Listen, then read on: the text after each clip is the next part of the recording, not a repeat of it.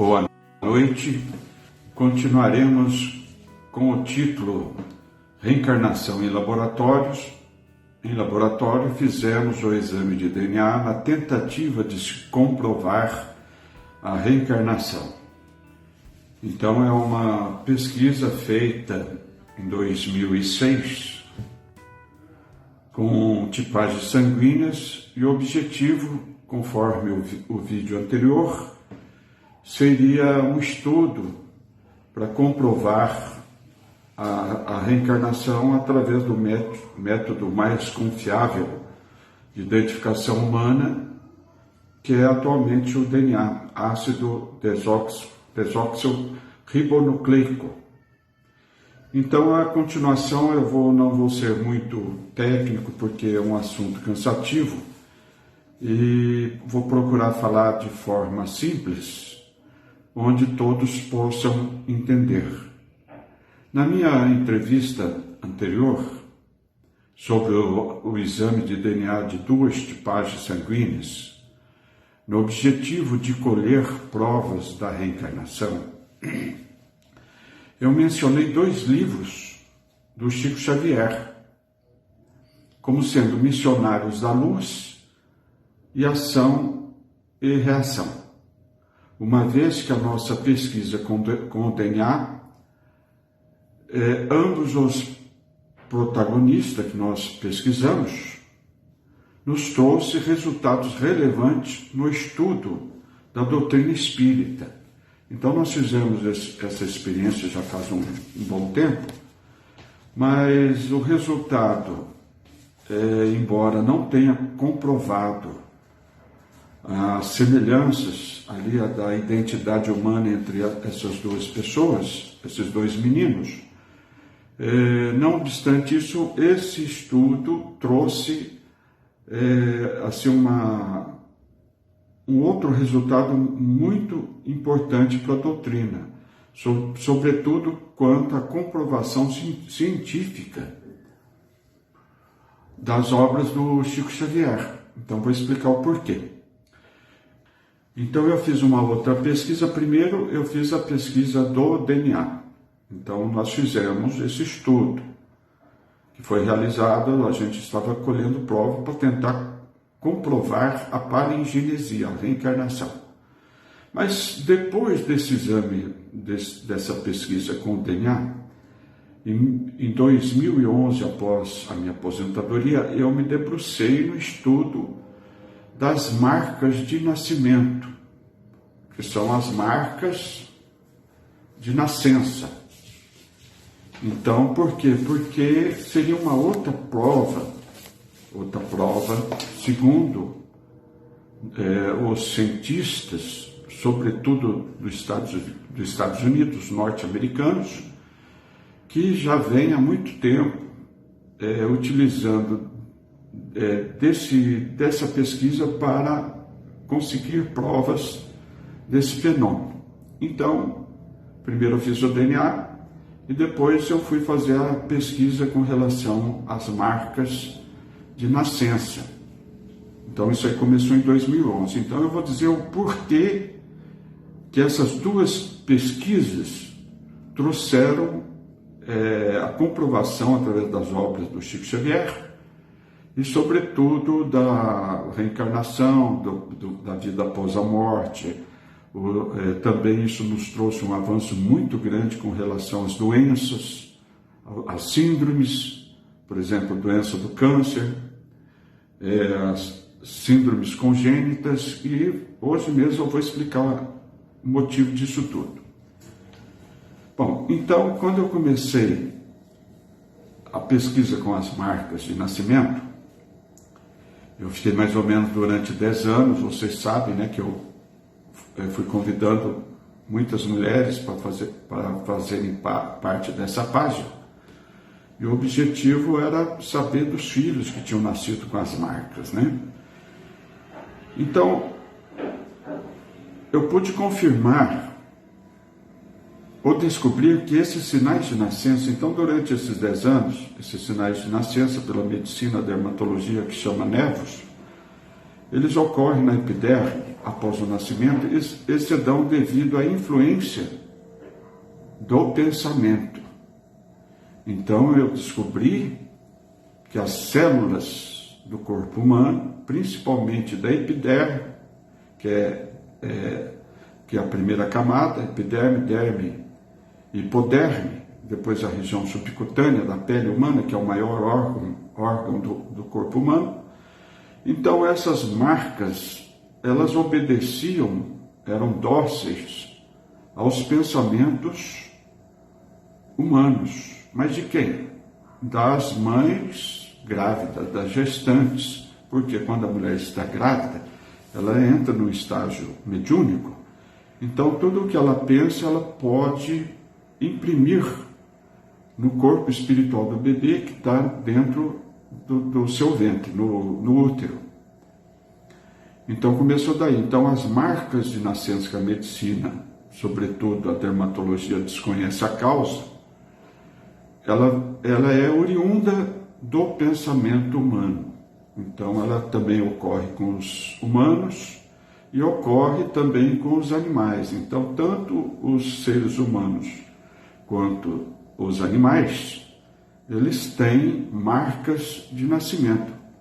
Então esse trabalho comprovou, através dessas mães, depoimento, através das suas declarações, que os seus filhos, eles tinham as marcas de nascença em vista do problema dela durante a gravidez. Então, por exemplo, a mulher, quando está grávida durante os 9 meses, se ela tem uma forte emoção, se ela tem uma frustração, se ela tem um susto, se ela tem um desejo, tudo isso aí acaba somatizando no corpo espiritual do bebê e depois acaba imprimindo, após o nascimento, na pele da criança, como forma de mancha, como formas de marcas.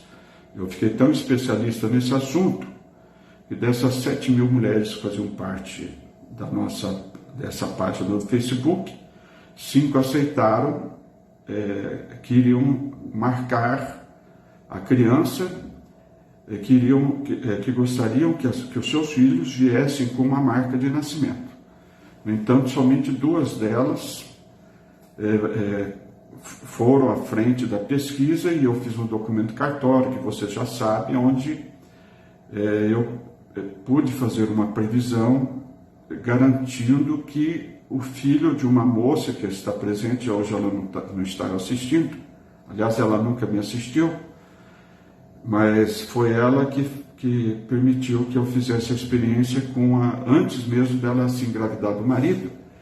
E aí ela escolheu a marca que ela queria e a criança, o local que queria nascer com a marca, e realmente a marca nasceu na região lombar inferior do lado direito e foi feito o documento. E é um assunto que nós, no 3º livro, falaremos muito sobre isso aí. Então isso nada mais é do que um estudo chamado ideoplastia. O que é ideoplastia? Ideoplastia é a fotografia do pensamento. Então aquela marca que o bebê tem é uma marca, uma fotografia do pensamento da própria mãe dele. Isso acontece também com os animais. E isso já é tão antigo que a Bíblia comenta situações que eles marcavam os animais dessa forma. Então, nesse 3º livro, tem lá os estudos da Bíblia, onde você vai verificar quais os tipos de animais que você poderia fazê-los nascer com essas marcas. Então eu estou dizendo isso aí, que foi a partir daí que eu comecei a perceber que o pensamento tinha uma influência sobre as células do corpo humano. Então nós temos quantas células? Hoje se fala em 10 trilhões de células no corpo humano. Então o pensamento, ele vai manipular as células do corpo, inclusive através do DNA, que nós falaremos mais à frente. Eu acho que eu estou falando de uma forma bem simples, que não é tão difícil para entender, porque realmente o estudo, aí, quando entra na área do DNA, na área de célula, de biologia genética, é muito profundo, é muito difícil. Então, esse pensamento faz com que uma enzima, então nós temos no corpo enzimas, aminoácidos e proteínas. Então nós somos formados, todos seres vivos, eles são formados de DNA, que é o DNA que é o responsável pela formação das proteínas. Se não tiver as proteínas, não existe vida. Então existe uma enzima, esse pensamento ele influencia essa enzima tirosinase, e essa tirosinase, o que ela vai fazer com as informações químicas da célula? Ela vai produzir a melanina. A melanina é o que dá cor, né? Através dos melanócitos, as células dos melanócitos responsáveis pela cor dos olhos, a cor do cabelo, a cor da pele. Mas para isso existe um gene que está à frente desse trabalho no nosso corpo humano. Então, esse pensamento ele vai influenciar primeiro essa enzima e depois a proteína. Aí nós vamos estudar depois como que é feita a proteína. Vocês vão ver como que é um estudo muito difícil, mas eu vou tentar explicar ainda hoje. Então, a partir daquele exame de DNA, quando eu fiz, que nós pegamos o sangue do garoto, que era o Márcio, menino vivo, e que ele seria a reencarnação do outro garoto que tinha morrido, que era o Marcelo. Como não podia pegar células do cadáver, nós tiramos o sangue de quem? Do irmão do Marcelo, o irmão mais velho, que era o Kleber, está lá no vídeo anterior. E essas duas tipagens sanguíneas, nós fizemos o estudo do DNA. Então, o que é o DNA? O DNA, você vê, isso aqui é só um pedacinho do fio. Ele é um fio, né, mano? São dois fios, o DNA são dois, o RNA é um. Nós temos 3 tipos de RNA, depois nós falaremos. Então, esse fio, ele tem 2 metros de comprimento. Ele fica o quê? Ele fica desse jeito aqui, espiralado, dentro do núcleo da célula. Vocês entenderam? Então, aqui estão as informações das heranças genéticas hereditárias que serão transmitido para os filhos.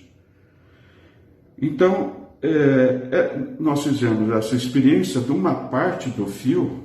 Então, por exemplo, esse fio ele tem 20.000 genes, se comprovou hoje através da ciência.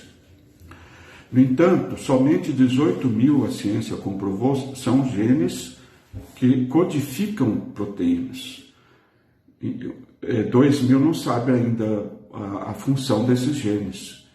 Desses 18.000 genes que produzem, que interagem com as proteínas, através do RNA, os 3 tipos de RNA, levando o aminoácido, nós temos 20 aminoácidos, essa combinação faz mais ou menos em torno, vou adiantando, mais ou menos 18.000 proteínas no corpo humano, segundo as pesquisas de alemães, de cientistas alemães, mas se fala também que já se encontrou 30.000 tipos de proteínas.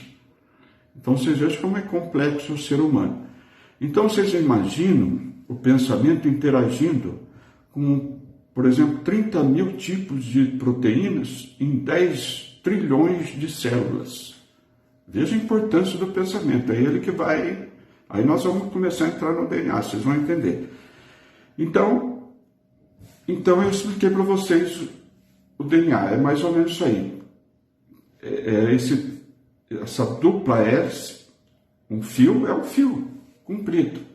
E ele fica dentro do núcleo, ele não sai de dentro do núcleo. Quem vai fazer esse trabalho é o RNA, que é o mensageiro e que vai levar essa mensagem, porque ele não sai de dentro, ele está preso dentro do núcleo. Então, os ribossomos estão no citoplasma da célula.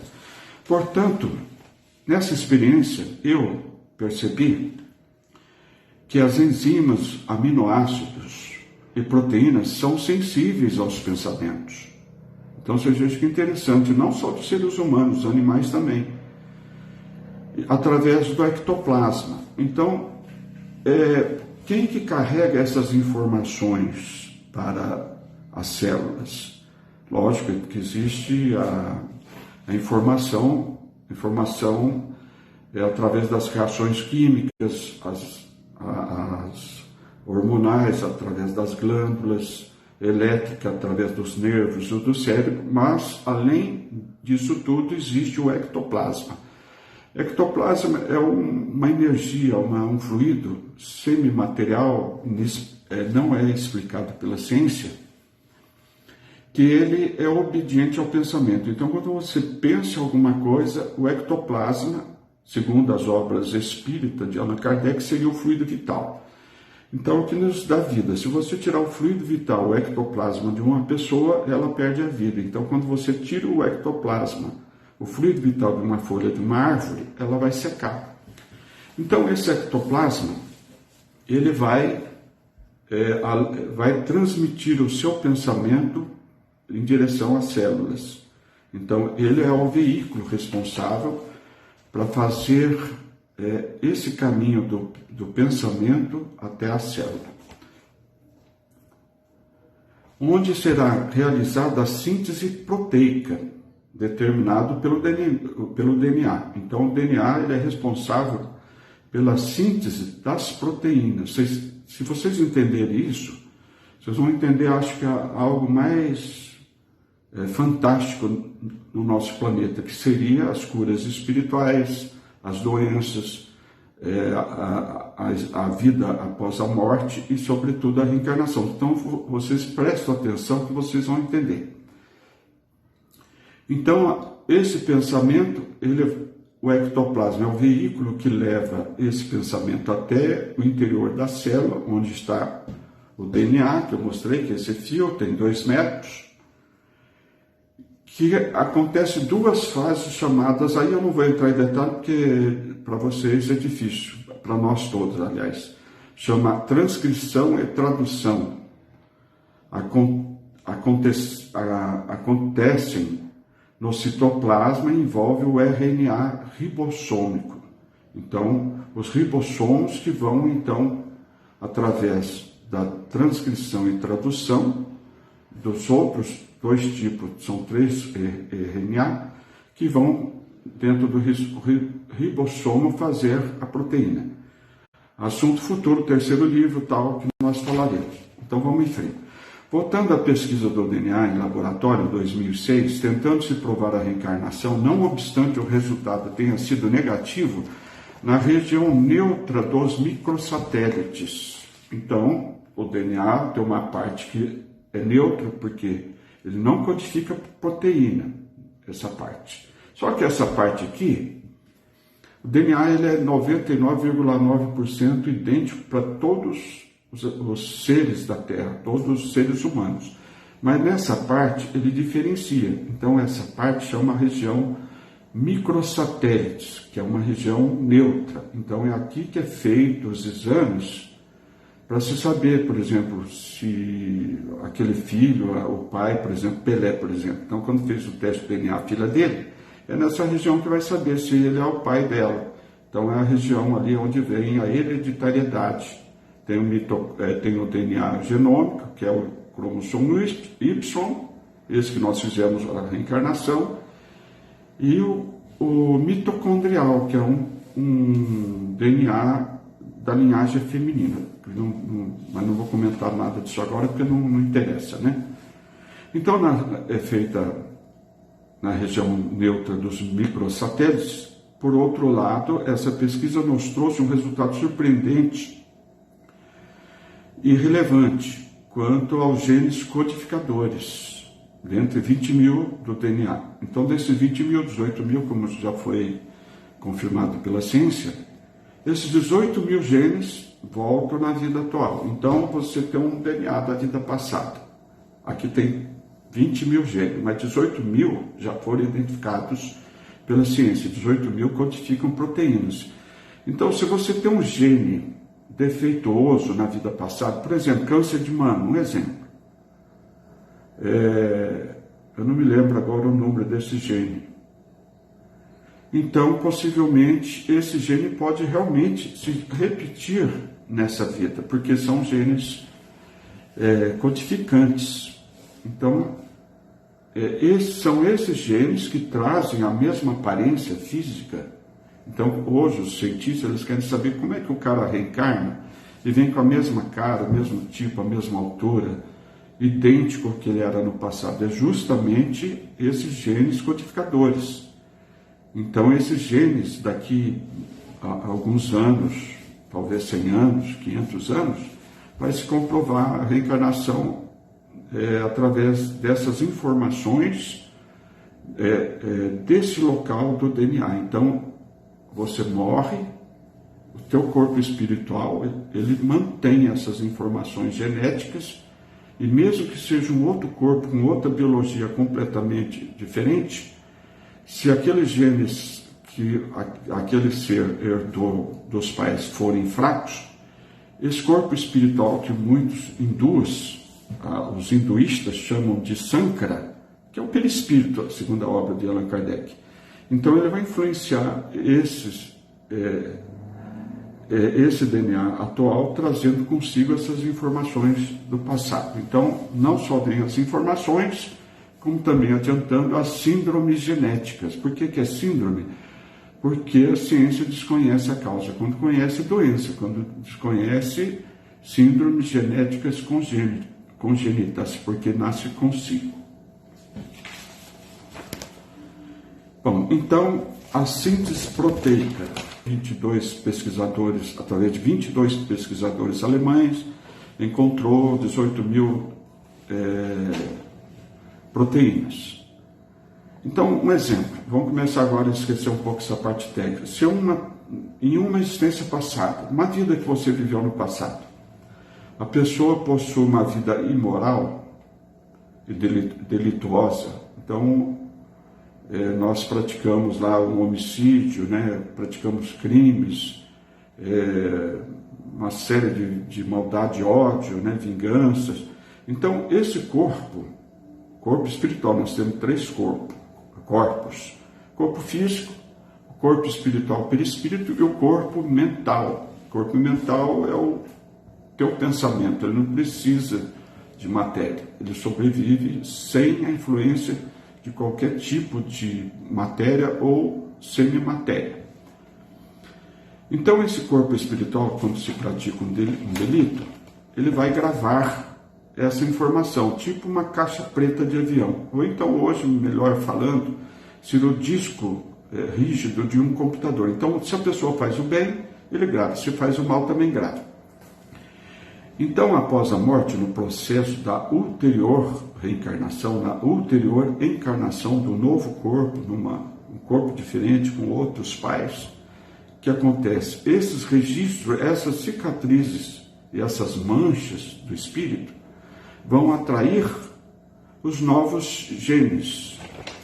Só que vão atrair justamente esses novos genes dessa vida atual, da vida futura, que ele vai ter ou está tendo, infelizmente, os genes defeituosos ou os genes fracos. Por quê?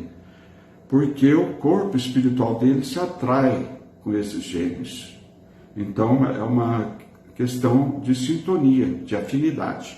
Então, por isso, existe a doença, aliás, a síndrome genética, que a ciência não vai descobrir nunca. Porque ela identifica o gene, mas o gene é apenas uma causa da síndrome. Então, herdado dos pais, porém fracos ou defeituosos na constituição dos novos corpos a partir da fecundação, desde a fecundação do óvulo. O óvulo é a maior célula do corpo humano. E então, essa corrida maratona da vida aí, tal, embrião, depois da 9ª semana é feto, e assim por diante.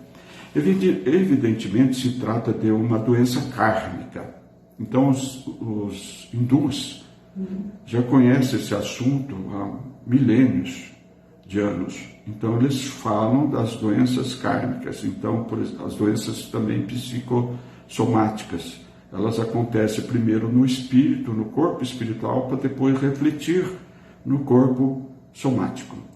Então, portanto, a doença ou síndromes genéticas ocorrem devido às faltas ou delitos das heranças espirituais e não às heranças genéticas.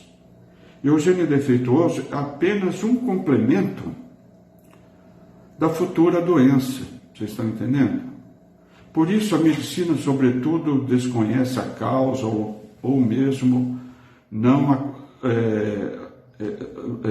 desconhece a causa. No entanto, isso não acontece com as designações das doenças psicossomáticas, que é um estudo mais avançado da medicina, ou seja, doenças que surgem primeiro no corpo espiritual, somatizando o corpo físico. A prática do bem, a elevação do pensamento e da moral, com certeza, refletirá nas células e, consequentemente, no DNA, fazendo com que cumpramos as leis da natureza, da biologia e, sobretudo, de Deus. Esse mérito, essa conquista, purifica o corpo eterno do espírito. Então, vocês vejam a importância de você praticar a caridade, praticar a lei do amor e fazer o bem. Você está fazendo isso para você mesmo, ter esse corpo eterno, que é teu corpo espiritual. Esse mérito, essa conquista, então ela vai consignando no teu corpo, nessa caixa preta, que é o corpo espiritual, eu chamo de corpo programador psicomorfobiogênico. Então você vai registrando nele créditos e lucros, que nas próximas e futuras encarnações atrairão os genes benéficos. Eu coloquei por minha conta, nem sei se existe isso na biologia, na genética, mas eu resolvi colocar dessa forma para facilitar o entendimento. E certamente terá uma vida saudável e duradoura. Então você veja como que a pessoa, quando passa a ter esse entendimento, ela começa a mudar o seu íntimo, o seu interior, né? Influência da causa-morte nas reencarnações futuras. Então, outro problema que pode atrapalhar a existência atual é a causa-mortis. Como que a pessoa morreu na vida passada. Muito poderá influenciar a saúde e a personalidade dela atual, por exemplo, a vida passada. Como que a pessoa morreu? Morreu assassinada, aí já é um problema. Morreu atropelada, morreu com câncer. Não foi através da longevidade, que foi um plano traçado na vida dela. Morreu com 50, foi assassinada, ela fica com 50 anos devendo no teu corpo espiritual, ou seja, esses 50 anos ela não pode reencarnar.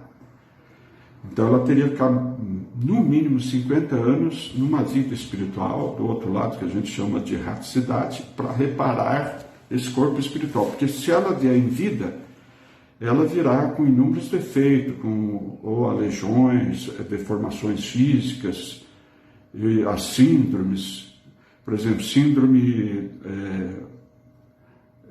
como chama, do cromossomo 21, de Down, síndrome de Down. Geralmente, não querendo fazer discriminação, mas são suicídios.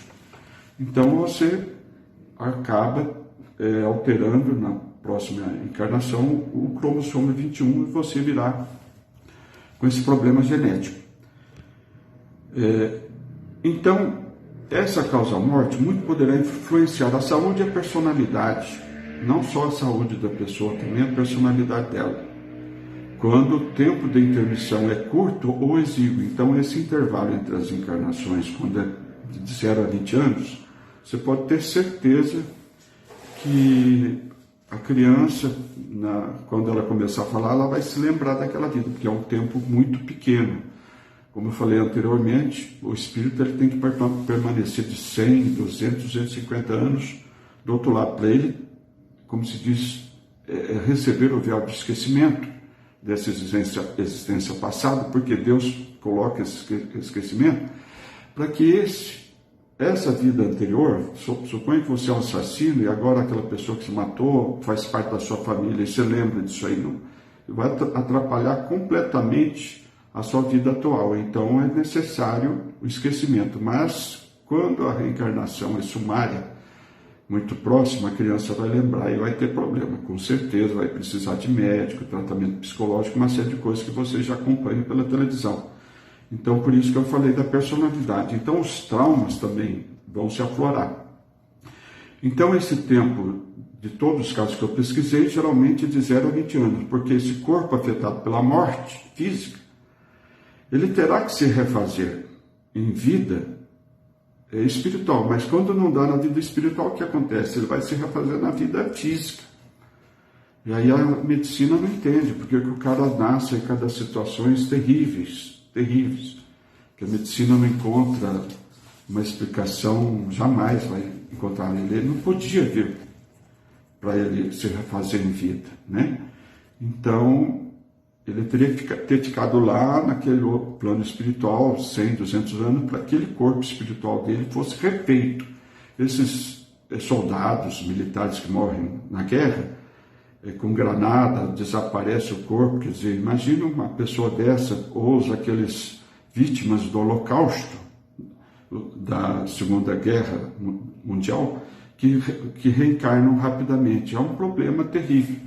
Inclusive, depois nós iremos falar da combustão humana espontânea, que a pessoa que se auto-incendeia, esse é o motivo. Ela, na vida passada, por exemplo, ela fez parte daqueles sacerdotes que queimaram pessoas em fogueiras. Então, não só a vítima daí com problema que ela virá, mas o autor desse crime virá com um problema 1000 vezes pior. Então, justamente ocorre a combustão humana espontânea, que futuramente eu vou mostrar para vocês as investigações e as pesquisas. Então, os traumas trágica morte afetarão o novo corpo em forma de marcas, deformações, manchas, lesões e síndromes. Então, as marcas de nascença tem 2 tipos. A marca que é oriunda da mente materna, 99% das marcas de nascimento são oriundas da gestação feminina, e 1% dessas marcas são oriundas da existência passada. Então, proveniente geralmente, pelos casos que eu pesquisei, de mortes com armas brancas e armas de fogo. Não entrar em assunto, senão vai longe, né? No livro Evolução em 2 Mundos, eu tenho que dar um recado com relação ao Chico Xavier, da comprovação das obras do Chico Xavier. André Luiz, Chico Xavier e Valdo Vieira, que são autores desse livro, no livro Evolução em 2 Mundos, primeira parte, ele cita as células e o corpo espiritual no sumário, princípios inteligentes rudimentares. Aí tem um capítulo que é a forma das células. Então, vamos voltar de novo o que é a nossa pesquisa aqui do DNA. Falta mais 2 folhas e eu termino, né? Então, o que o André Luiz, esse André Luiz, que é um repórter do plano espiritual, segundo as obras do saudoso médium brasileiro, o maior médium do mundo, Chico Xavier, o que ele diz? Está escrito lá no livro de Chico Xavier. Formas de células. 3. Obedecendo ao pensamento. Veja só que coisa fantástica. Obedecendo ao pensamento simples e complexo que lhes comanda a existência. Então, é o nosso pensamento que dá vida ao corpo, e não o corpo que dá vida ao nosso pensamento. Vocês entenderam? Então, Chico Xavier já havia previsto que haveria um pesquisador, um cientista, lógico, no meu caso, mas eu acredito que eu seja o primeiro que esteja fazendo essas descobertas científicas chamadas atualmente psicobiofísicas, que antigamente chamava metapsíquica, que é um estudo com poucos cientistas, e inclusive hoje há poucos cientistas que se enveredam por esses tipos de pesquisa, porque isso não te dá fama, não te dá dinheiro, não te dá nada. E público mesmo são pouquíssimos que se interessam por esse assunto. Então, logicamente, eu acho que eu seja o primeiro. Lógico que eu não sou cientista, não sou pesquisador, mas estou, graças a Deus, com a ajuda de Deus, estou descobrindo cientificamente as comprovações da obra do Chico Xavier. Então, através das 2 pesquisas por mim realizadas, DNA das células e as marcas de nascimento, melanina através das proteínas dos melanócitos, então nós chegamos à conclusão que o pensamento ele interage com a célula. As células obedecem ao pensamento através da endoplastia, conforme eu falei para vocês, e ectoplasma, onde o DNA é transcrito pelos ribossomos. Então, através do RNA ribossômico, e depois tem o RNA transportador, conforme eu tinha falado para vocês, são 3 tipos, e RNA é mensageiro, que transporta aminoácido cuja sequência determinar a proteína, se for. Então, esse ódio que você tem dentro de si, ele começa justamente a mandar informações através desse RNA para a produção de proteínas. Então, vocês vejam o que acontece. Então, se essas informações que estão vindo da tua mente, é ódio, vingança, quer roubar, quer matar, quer dizer, você já está mudando a proteína e, consequentemente, o teu gene e depois o DNA. Então, o DNA se abre, a molécula, através dos genes, são transcritos para a molécula do RNA, a enzima polimerase do RNA se liga a uma das extremidades do gene, separando as 2 fitas do DNA, e os ribonucleotídeos livres se emparelham com a fita de DNA que serve de molde.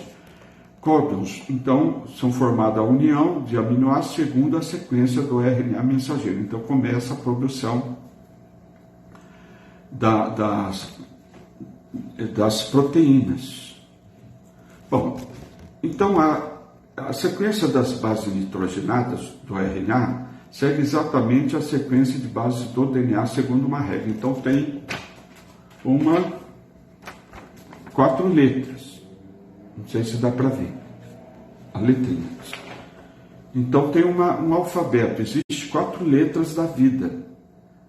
Se você inverter esse processo, o que vai acontecer? A proteína vai ter proteína, não vai ter proteína. Se você tiver muita proteína, você pode causar doença do mesmo jeito. Você vai ter, por exemplo, gordura no fígado.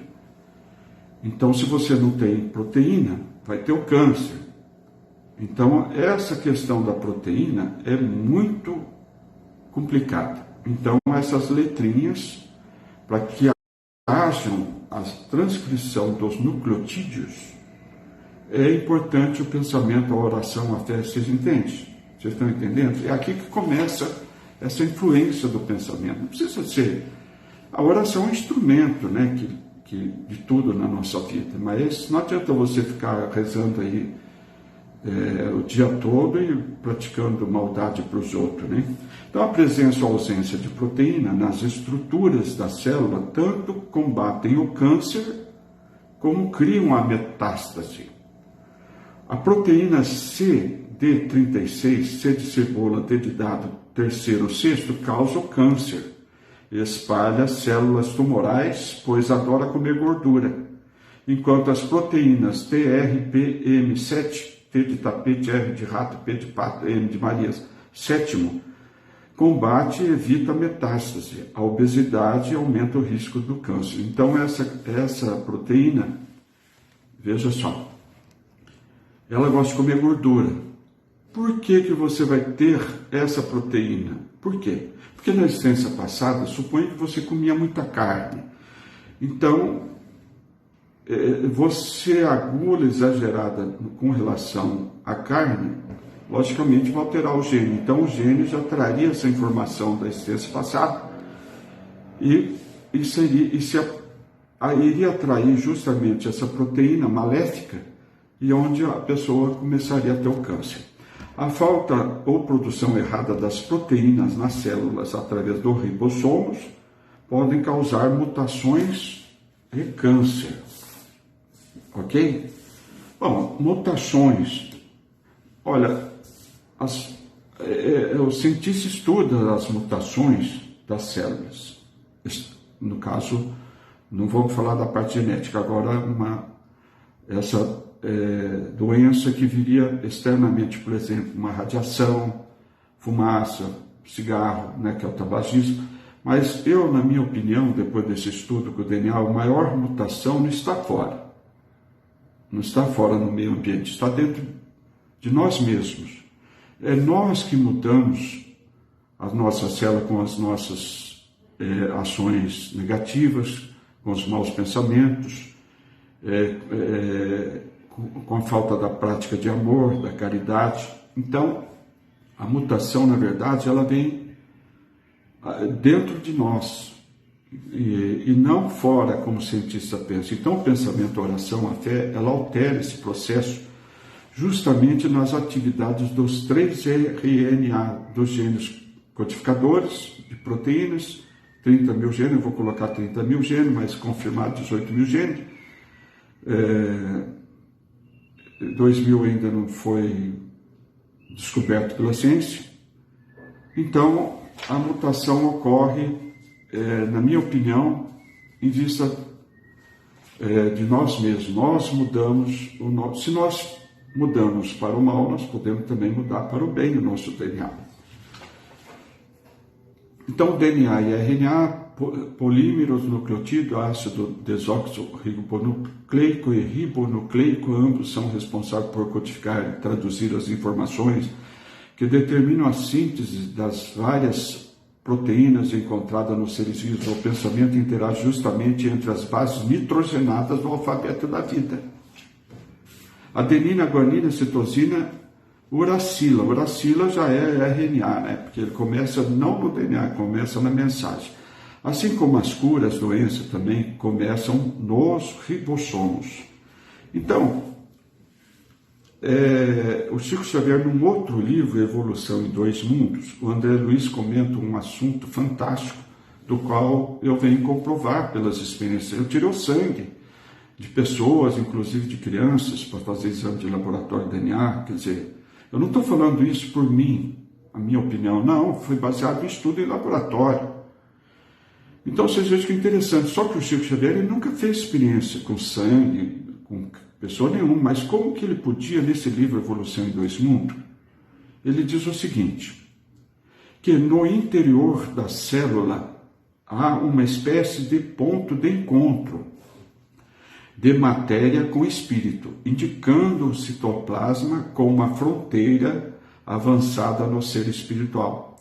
E o núcleo como a presença da matéria. Vocês entenderam o que ele quis dizer? Esse é o André Luiz.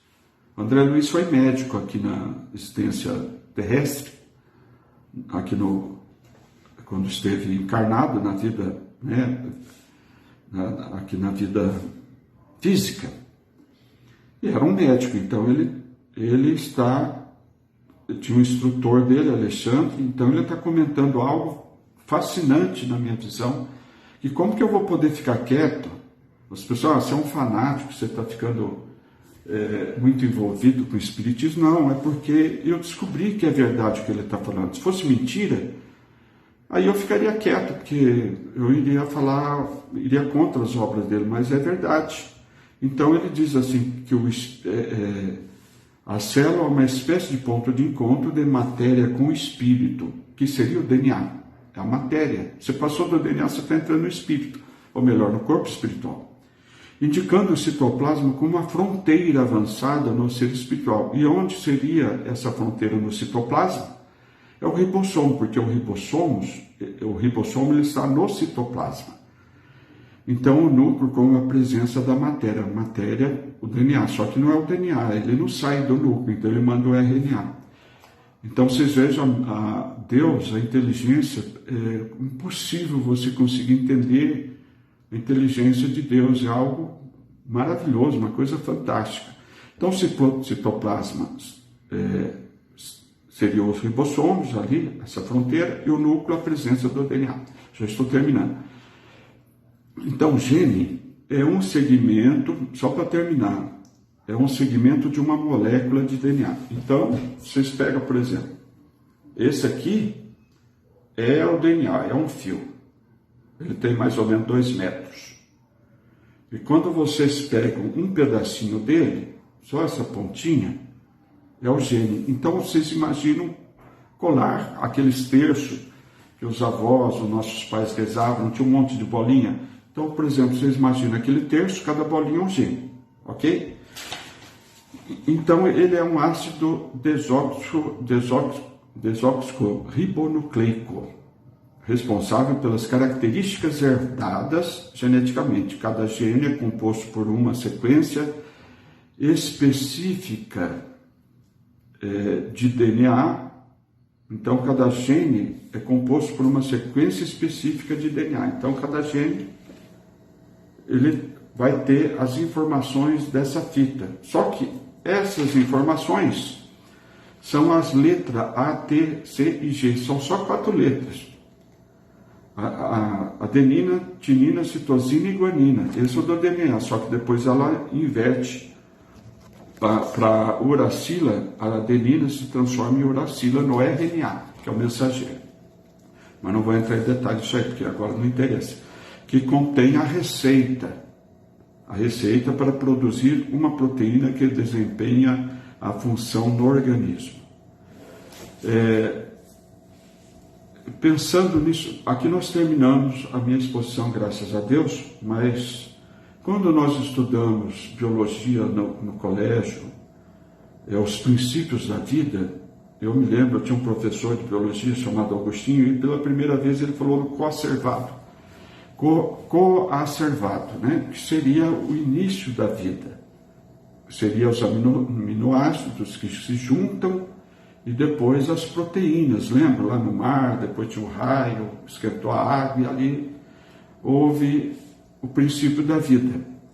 Então, na minha opinião, em vista de todos os estudos, a biologia está certíssima, porque o pensamento ele começa nas formas simples de vida. No Ilhas habitar um ser humano, ele começou ali, e dali ele foi desenvolvendo pelos seres aquáticos, depois terrestres, mamíferos e assim por diante. E alguns cientistas dizem que não, que a vida poderia ter vindo através do meteoro. Né? Meteoro é quando ainda não atingiu o planeta, então ele está na atmosfera. Quando atinge o solo terrestre, meteorito. Então traria naquela queda essas bactérias, vírus, a coisa toda que eles estudam hoje lá em Marte, a vida, né? Porque isso é o princípio da vida. E, na verdade, com esse estudo profundo que eu fiz durante, eu acho que 20 anos, eu tenho certeza absoluta da existência da vida após a morte, desse corpo espiritual, do espírito e do meu estudo aí, que é o tema, que é a reencarnação, né? Mas eu vi uma frase num filme com Tom Hanks, não sei o que, da vizinhança, é um filme novo aí do Netflix, que eu achei maravilhoso, e o jornalista que escreve a revista, ele disse uma frase seguinte: às vezes, é um jornalista, não é o meu caso, né? Às vezes transformamos o mundo através das palavras. Então não seria o meu caso aqui dessas palavras. Mas às vezes um bom dia, uma boa tarde, né? Uma forma de carinho, de você se expressar. Então eu vi essa frase dele e achei muito importante. Quem sabe, se as minhas palavras, humildemente, eu tiver condições de influenciar médicos, cientistas, para que eles enveredem por esse caminho, que continuem estudando. Então esse é o meu motivo dessa apresentação. Eu não estou aqui para aparecer em internet, em algum outro órgão televisivo, jornalístico, não. A minha função é a comprovação das obras do Chico Xavier e transmitir essas pesquisas para que outros pesquisadores, cientistas, continuem indo em frente, para que isso traga um resultado aí de ajuda a toda a humanidade que nós estamos precisando, ainda mais agora que nós estamos tendo uma guerra lá fora. Então agradeço novamente a Sueli, Tatiana, Paulo, Nádia, a primeira vez que eu... Muito obrigado, viu, Nádia, Tatiana, pelo carinho e de vocês me prestigiarem. A Sueli, que é minha amiga, a Sueli e a Fátima, nós somos amigos há 40 anos.